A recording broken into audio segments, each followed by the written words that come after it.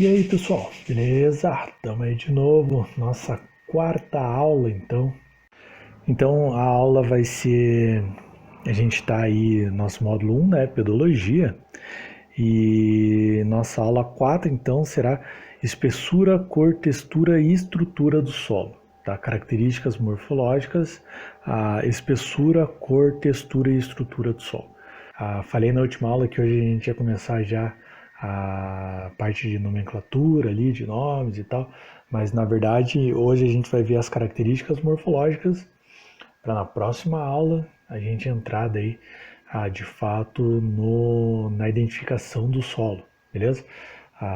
Vamos entrar aí primeiro e segundo nível categórico do solo aí para pelo menos, né, primeiro e segundo nível, mas bem por cima, assim, na verdade, primeiro nível, se vocês conseguirem identificar aí, saber a diferenciação e principal característica de um nitossolo, de um espodossolo, de um neossolo, de um cambissolo, para um nível inicial aí de estudo do solo, vou considerar satisfatório totalmente, beleza?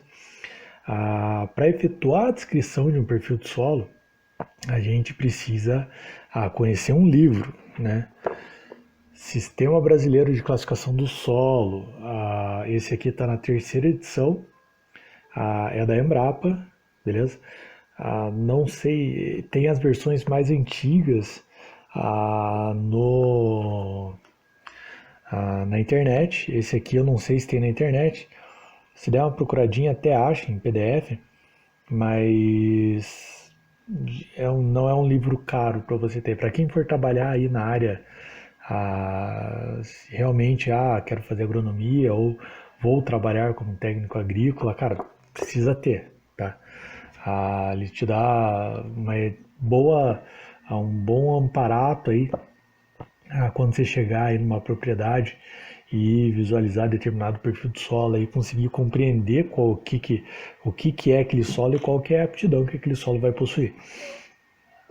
A gente vai ter aí em uma aula, na verdade em duas aulas, né? Essa é a próxima, o resumo desse livro aqui. Então, é claro que o conteúdo vai estar muito compactado. A gente vai ver as coisas bem por cima mesmo, mas vou procurar abordar aqui as principais características, as principais características morfológicas que vão servir de base para a gente identificar, fazer identificação dos solos, tá bom? Então, qualquer dúvida, já sabe, manda e-mail. Pessoal do Colégio Agrícola, manda para o @escola. Não é do Colégio Agrícola, caiu aí no vídeo, né?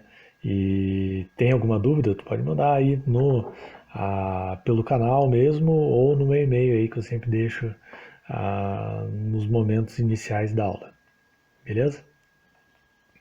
Então, presta atenção, senta na cadeira, pega a caneta e copia. Então, galera, a gente vai ver as características morfológicas. Já conversamos sobre o que seriam essas características morfológicas. É a descrição daquele horizonte, daquele perfil do solo. Coloração, tamanho, em grande parte vamos estar trabalhando aqui basicamente características morfológicas internas, então aquelas que a gente vê no perfil, beleza? A primeira delas, vamos estudar aí espessura e transição entre horizontes. Então a gente vai determinar aí literalmente, a gente tem um horizonte A, qual que é a profundidade desse horizonte A? Né? A gente tem o horizonte B, qual que é a profundidade desse horizonte B?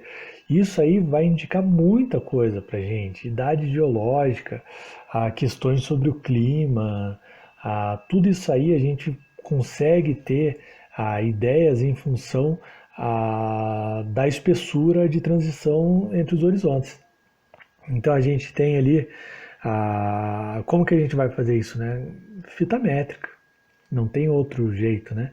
A única diferença que a gente precisa ter aí de base é que, em grande parte, a espessura, quando a gente vai determinar um horizonte mineral, então A, B, C, E, a gente vai determinar de cima para baixo. Então 0, 1, 2, 3, 4.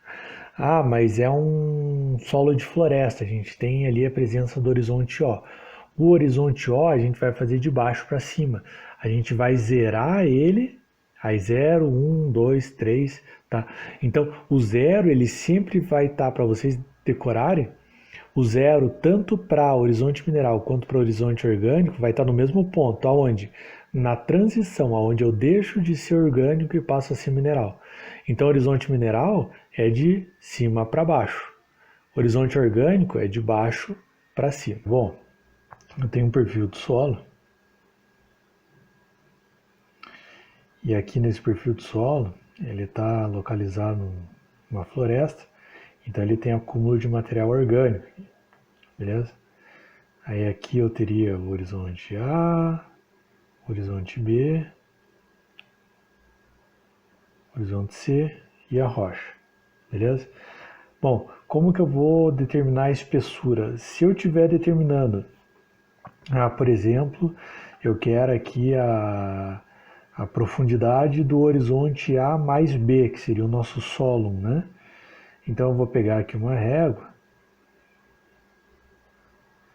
aqui vai estar o zero, aqui vai estar 1, 2, 3, 4, beleza? Só um exemplo.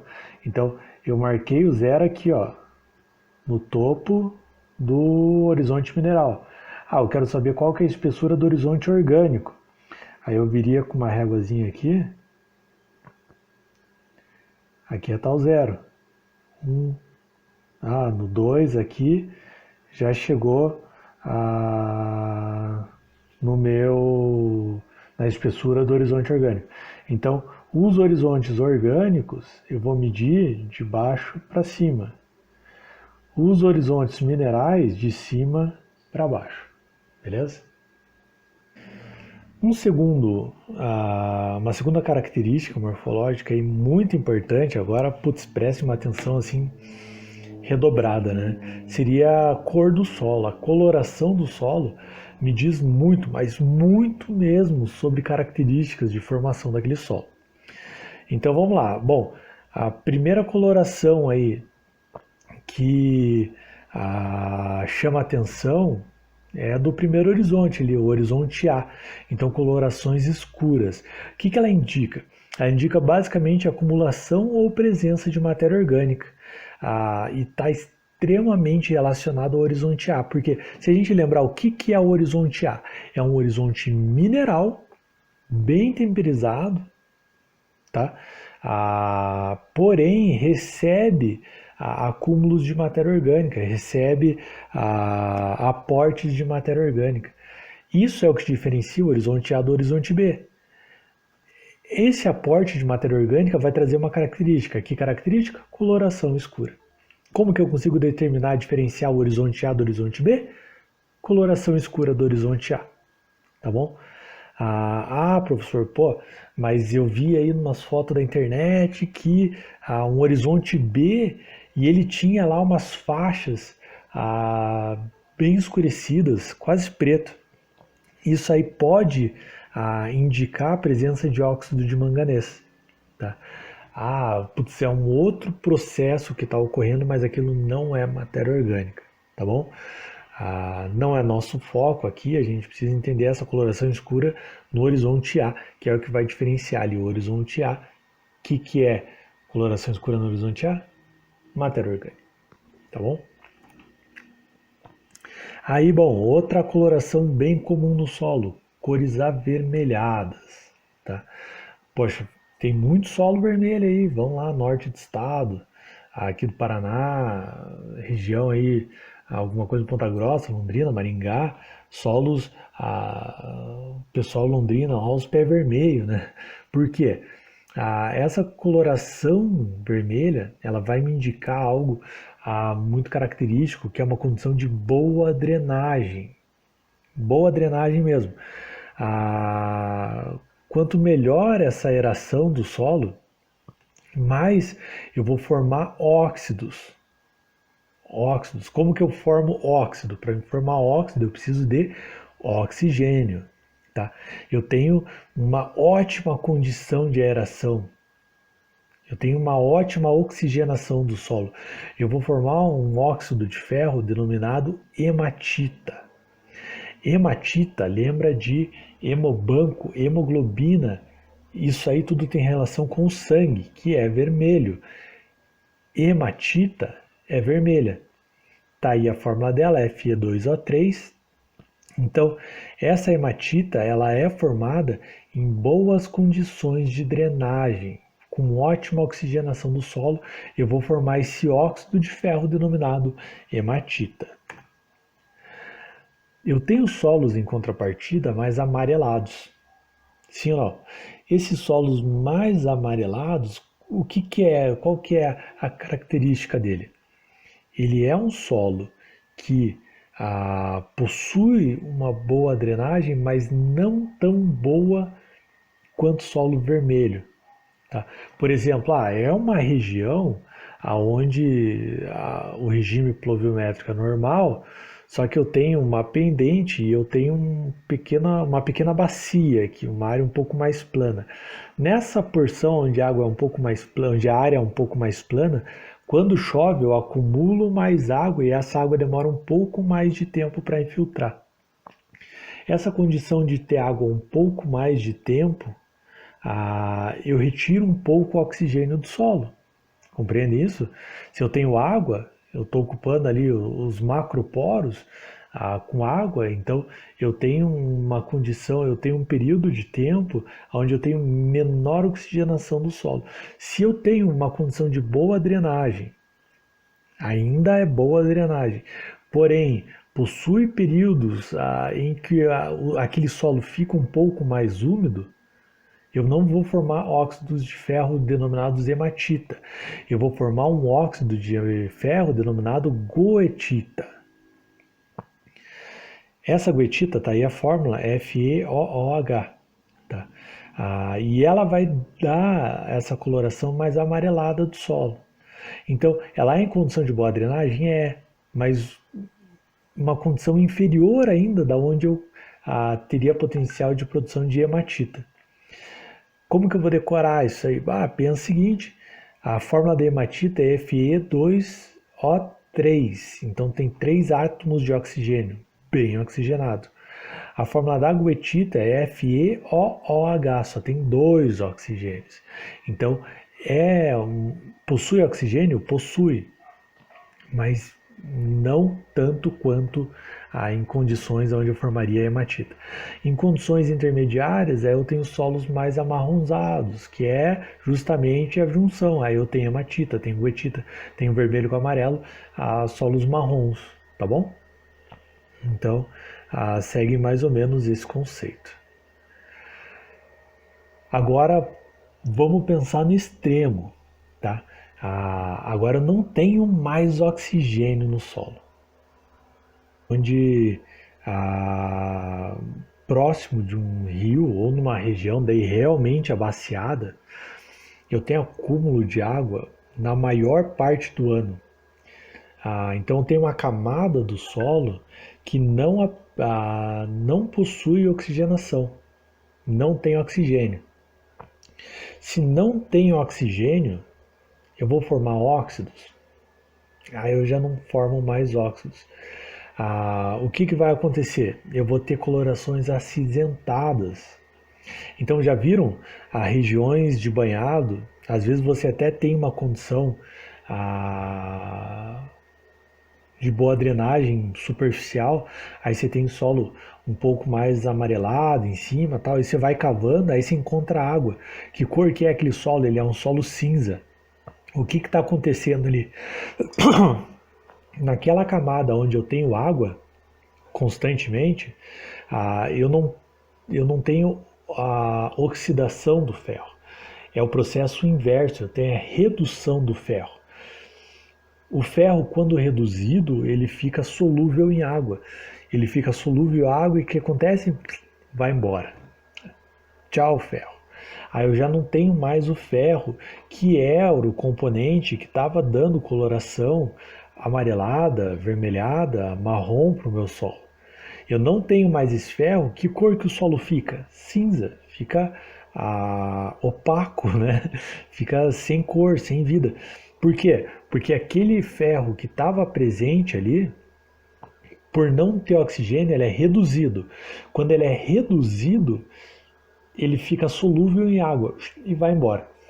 Foi embora, o solo ficou cinza. Redução do ferro. Cara, isso é muito importante quando a gente estiver estudando os gleissolos, que são solos da onde? Banhados, tá bom? Então, cores acinzentadas relacionadas à redução do ferro.